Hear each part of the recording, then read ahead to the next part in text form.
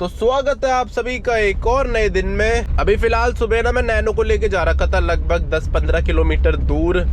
इसकी टेस्टिंग करने के लिए ले गया था, क्योंकि कल मैंने इसमें 2 काम कराए थे ना। एक तो ब्रेक का काम कराया था, ये यार बहुत ज़्यादा शार्प टर्न है, यहाँ पे तो दोनों हाथ लग ही जाते हैं। हाँ, तो मैंने एक ब्रेक का काम कराया था और दूसरा मैंने काम कराया था स्पीडोमीटर का। इसका मैंने सेंसर चेंज करवाया है। जो स्पीडोमीटर सेंसर होता है ना, गियर बॉक्स के पीछे लगता है, पीछे की साइड में, तो वो मैंने चेंज कराया था। बाकी स्पीडोमीटर तो इसका सही काम कर रहा है, अभी तक एक बार भी बंद नहीं हुआ, नहीं तो वैसे अभी तक 4-5 बार हो जाता था और दिन। और ब्रेक तो पहले से इसमें सही लग रही थी, बस ये था कि ब्रेक ऑयल कम हो रहा था, लेकिन वो भी इतनी जल्दी कम नहीं हो रहा था। महीने में, 1.5 महीने में, 2 महीने में कम हो रहा था। लेकिन एक बार ना चेक कर लूंगा कि टायर के आसपास कहीं लीकेज तो नहीं हो रही दोबारा से। इसका जो व्हील सिलेंडर है ना, वो चेंज हुआ है पीछे वाले एक टायर का, जो राइट साइड का टायर है पीछे वाला, उसका ब्रेक सिलेंडर नहीं, व्हील सिलेंडर। ब्रेक सिलेंडर तो आगे होता है, और ब्रेक सिलेंडर महंगा भी आता है, व्हील सिलेंडर सस्ता आता है। 500 रुपये का मिल गया था मेरे को तो, और ओरिजिनली डलवाया था मैंने। जो इसमें पहले से डल रखा था ना, नैनो में क्या है, इसमें 2-3 कंपनियों के आते हैं व्हील सिलेंडर, तो पहले चेक करना पड़ता है कि कौन सा लग रखा है। मेरी नैनो में टीवीएस का लग रखा था, तो उन्होंने टीवीएस का लगा दिया फिर, क्योंकि वही लगता है जो लगा हो पहले से, ये नहीं कि आप दूसरी कंपनी का लगा रहे हो। तो इसीलिए अगर आप भी व्हील सिलेंडर चेंज करा रहे हो ना, तो ये सब चीजें ध्यान में रखना। व्हील सिलेंडर तभी चेंज कराना होता है जब लीक हो जाता है, या तो फिर जाम हो जाता है। मेरे केस में जाम नहीं था वो, लेकिन लीक हो गया था। वो रबड़ होती है ना, उसमें रबड़ कट गई थी, तो जिसकी वजह से वो लीक कर गया था। अब यार मेरी नैनो में लगभग सारी प्रॉब्लम सॉल्व हो चुकी है, बस इसका अब एसी ठीक कराऊंगा, बस उसके अलावा तो इसमें कुछ भी दिक्कत नहीं बची है अब। और अभी सुबह के टाइम रोड भी खाली है, तो इसे चलाने में और ज्यादा मजा सा आ रहा है। ये ट्रक कैसे खड़े कर रखा है यहाँ पे टेढ़ा करके। ये लो, आज तो मैंने पतली गली में भी एक हाथ से ही चला दी, मतलब एक हाथ से ही गियर शिफ्टिंग भी, एक हाथ से ही स्टीयरिंग कंट्रोल भी। अब मैं प्रो होता जा रहा हूँ धीरे धीरे करके। बाकी इसकी अब थोड़ी सी और टेस्टिंग कर लेते हैं घर जाने तक, देखते हैं घर जाने तक बंद होता है या नहीं होता, पर मेरे हिसाब से नहीं होगा अब बंद, अब ये चलता ही रहेगा। और बाकी जो मेरा खर्चा लगा था इन दोनों काम में, वो 1500 रुपए के आसपास लगा था। 1500 नहीं, 1600 रुपए लगे थे, तो 1600 रुपए में ये दोनों चीजें हो चुकी है ठीक। और बहुत भाई पूछ रहे थे कि वो मिला कहाँ सेंसर मुझे, तो वो सेंसर मेरे यहाँ दुकान है मालवीय नगर में, मतलब मैं तो नहीं रहता वैसे मालवीय नगर में, लेकिन मेरे यहाँ से मालवीय नगर पास में ही है, तो वहाँ पे एक दुकान है मेट्रो स्पेयर पार्ट्स, वैसे घाई मोटर्स भी बोलते हैं उसे, तो वहाँ मेरे को मिल गया था इजीली। मैंने जाके पूछा, उन्होंने कहा है हमारे पास, और 480 रुपए का पड़ा है, और ओरिजिनल ही है। वैसे पैकिंग उसकी ओरिजिनल नहीं है, लेकिन जो अंदर सामान है वो ओरिजिनल है। अब पता नहीं ऐसा क्यों है, लेकिन है, सही है। तो इसीलिए वहाँ पे मिल जाते हैं यार नैनो के सारे पार्ट्स, मतलब मेरे घर से 4-5 किलोमीटर ही दूर होगा, तो वहाँ पे लगभग नैनो के सारे पार्ट्स मिल जाते हैं। और नहीं भी होंगे ना उनके पास, तो वो मंगा भी देते हैं। आप ऑर्डर दे सकते हो कि मेरे को ये वाला पार्ट चाहिए, तो वो आपके लिए मंगा भी देंगे। सुबह के टाइम यार क्या मजा आता है घूमने में। अगर आप में से कोई कभी घूमा नहीं है ना सुबह, तो एक दिन घूम के देखना, मजा आ जाएगा आपको, लाइफ सेट हो जाएगी आपकी। सुबह उठने का भगवान वो देता ही हमें रिवॉर्ड, ये लो तुम मस्त घूमो इतने साफ सुथरे मौसम में, सामने से सुंदर सा सनराइज हो रहा है, सनराइज देखो, खाली रोड पे गाड़ी चलाओ, ना ट्रैफिक ना शोर शराबा, मजा ही आ जाता है। ये देखो अब एंटर हो चुका हूँ मैं अपने एरिया में। और हमारे एरिया में आप कभी भी एंटर करोगे ना, तो स्टार्टिंग में आपको कूड़ादान दिखेगा, चाहे आप कहीं से भी एंट्री करो। हमारे यहाँ की वैसे 2-3 एंट्री है, लेकिन हर जगह स्टार्टिंग में कूड़ादान है। तो जहाँ आपको दिख जाए कि कूड़ादान आ गया, तो समझ लेना मेरा एरिया स्टार्ट हो गया, जहाँ मैं रहता हूँ। अभी देखना, अभी दिखाऊंगा आपको। देखो यहाँ से स्टार्ट होता है हमारा एरिया, और ये देखो कूड़ादान, ये दिख रहा है, ये लेफ्ट साइड में पूरा कूड़ादान है। ये सामने गाय भी खा रही है कूड़ा।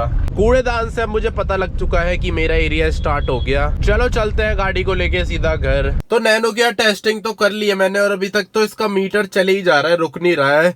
तो मेरे हिसाब से इसका मीटर अब सही हो चुका है। बाकी ब्रेक तो पहले से सही थी, बस ये था कि ब्रेक ऑयल कम हो रहा था, लेकिन अब ब्रेक ऑयल भी कम नहीं होगा इसका। तो अपनी गाड़ी हो चुकी है एकदम परफेक्ट। अब ना इसमें बस एक काम और कराना है, वो मैं कराऊंगा कुछ दिनों में, तो वो आपको आने वाली वीडियोस में पता चलेगा। बाकी उसके अलावा इसमें कोई भी काम नहीं बचा है।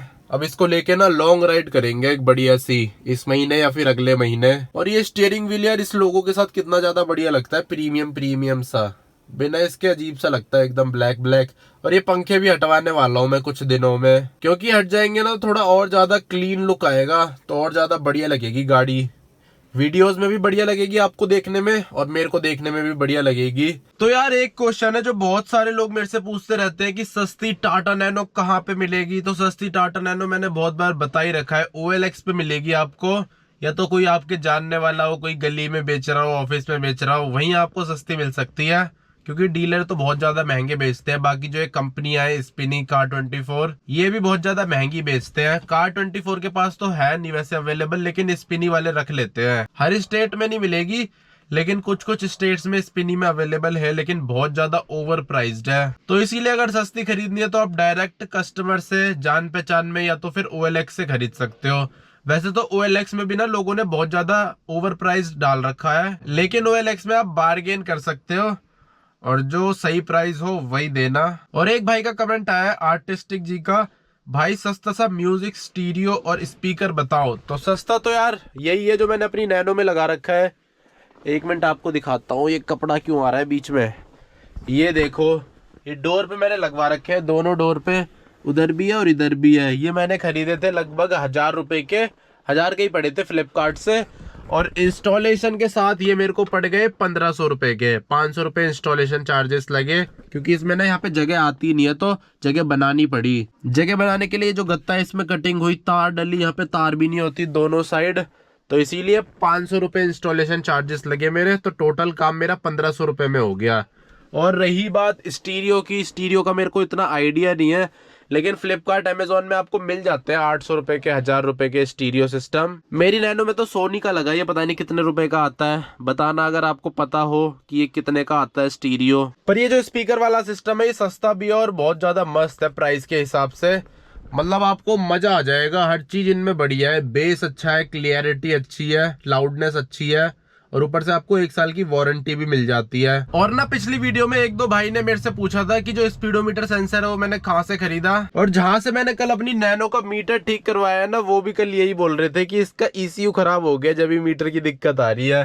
तो यार आजकल सबके पास एक ही बहाना है, किसी भी मैकेनिक के पास चले जाओ वो एक ही बहाना बना देता है कि इसका ECU खराब हो गया, ECU चेंज होगा, जबकि ऐसा कुछ है ही नहीं। ECU खराब होता तो गाड़ी चलती कैसे इतनी स्मूथली, और भी तो दिक्कतें आती, गाड़ी चलने में एकदम मस्त है, बस मीटर में दिक्कत है, तो ECU कैसे खराब हो सकता है।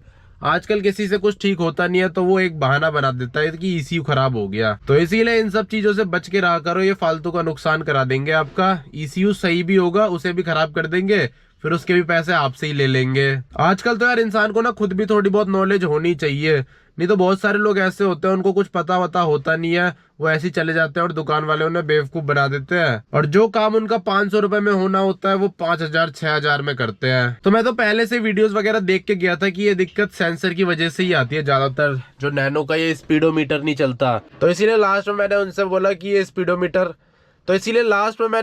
कि ये स्पीडोमीटर का जो सेंसर होता है वो चेंज कर दो, तो उन्होंने वो चेंज कर दिया। तब से अभी तक तो सही चल रहा है, बाकी देखते हैं, हो सकता है सही चलता रहे और हो सकता है ना चले, वो तो बाद में ही पता चलेगा। अभी तक तो फिलहाल सही चल रहा है। आज इसने एक बार भी दिक्कत नहीं दी, मस्त चल रहा था। तो चलो यार इस वीडियो को यहीं पे ही एंड कर देते हैं, मिलता हूँ आपसे कल अगली वीडियो में। जय हिंद।